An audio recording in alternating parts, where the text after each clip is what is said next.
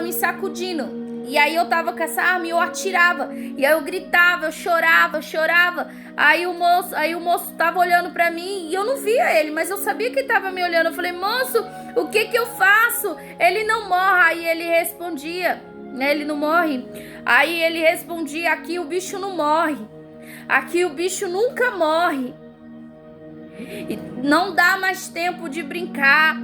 E aí eu falava, por quê? E eu via assim, um monte de fogo. Eu via as pessoas vestidas de terno. Eu via as pessoas vestidas de terno que eles estavam sendo sufocados, assim, sabe? Os monstros apertavam eles com as mãos. E aí ele falava que era porque brincou. Porque quando estava dentro da igreja, não estava prestando atenção. Eles não estavam ali, eles estavam dentro da igreja, o corpo deles estava dentro da igreja, mas a mente deles estava lá fora, não estava em Cristo. E eles falavam, aí esse moço falava, você tá vendo? Esses daí que estão passando por isso, está passando por isso porque estão brincando com a minha palavra.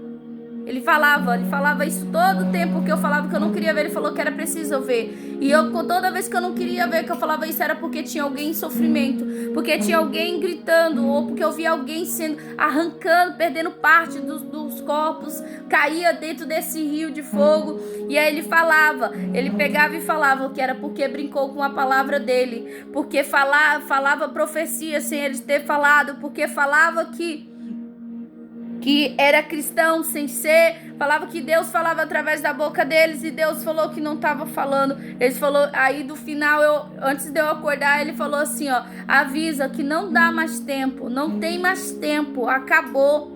E aí eu acordei e eu fiquei preocupada e eu fiquei de contar pro meu pastor, e porque eu não sabia, né? Eu não estava entendendo, mas foi tão forte que nesse dia eu não parava de chorar. Eu fiquei uns 3 dias chorando.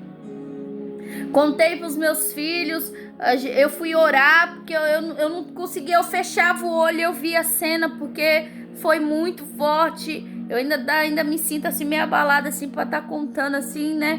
Mas contando assim por cima, que eu não sei contar assim, né, com precisão, mas é assim que aconteceu. Então contei pros meus filhos, contei pro meu marido, né?